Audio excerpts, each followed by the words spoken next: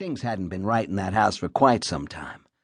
It already swam in dust and filth, and now she'd found the excuse she wanted to let it go for good. They publicly mourned at a neighbor's house a few days later. Inky got glad-handed like a convention-going Shriner by a parade of insincere strangers in ill-fitting suits, most of whom had come to gawk at the grief-stricken widow and mooch off the buffet. Then, as always, untimely death made for good snacking. Young Inky picked at a half-warm piece of kugel and looked for a way out. A hulking alter cocker approached. Inky had seen him before at his father's poker nights, which had always ended with the old man out double-digit bucks and asleep under the dining-room table, an empty bottle carelessly tucked under his arm like a football about to be fumbled. The old fart took Inky's hand. His breath smelled like a bison's. "A tragedy," the beast said in a marbly baritone. "A terrible tragedy." Inky didn't know how to respond to that. He knew tragedy full well, but he didn't know what the word meant. The guy leaned in close. "Today you are a man," he said. What a load. For the first time in his life, which admittedly hadn't been that long, Inky felt clarity. He saw through everything. The falseness, the pretension, the standing death that awaited him if he bought in for 5 seconds what was being offered up in that room. The burden of 5,000 years of tradition being used as a smokescreen to mask that he was a nothing, sired by a nothing, doomed to nothingness. But he did have something that no one else in the room could boast. A fertile combination of youth, anger, and speed. Those traits would serve him well for many years. Inky feinted left and slipped away from the man's grip. He dodged through the room, past the low renters, the classless sycophants of his classless life, and he left less impression than a breeze.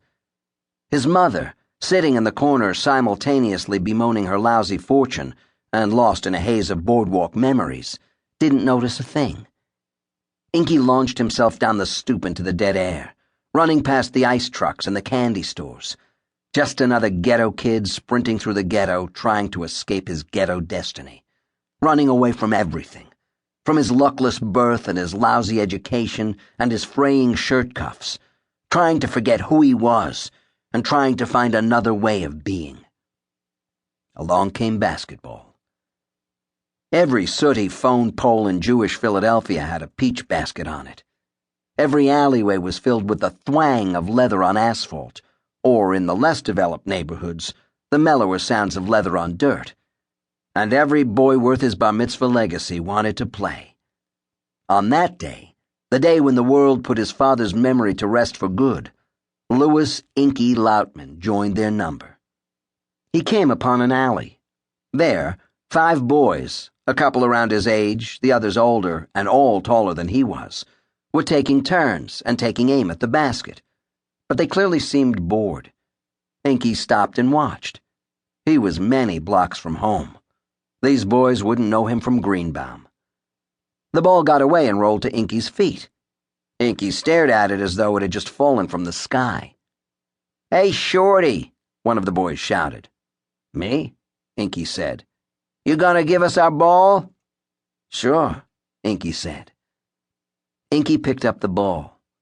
It felt smooth and worn, totally natural in his hands, like he was putting on his best pair of overalls.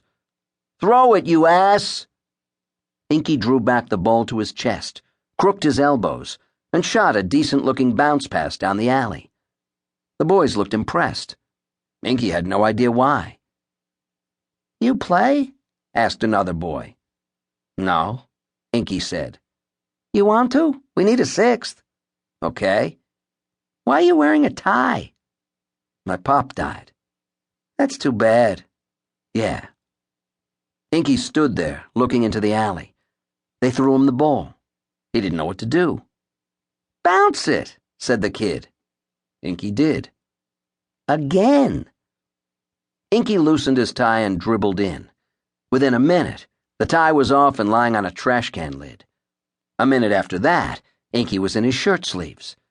He played 3-on-3, not very well, but the guys liked having him in the mix.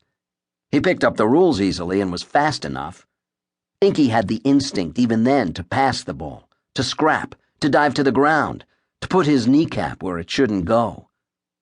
His team won the first game, and then they switched players. Inky got cocky. He started shooting a lot, but he had no technique and no accuracy.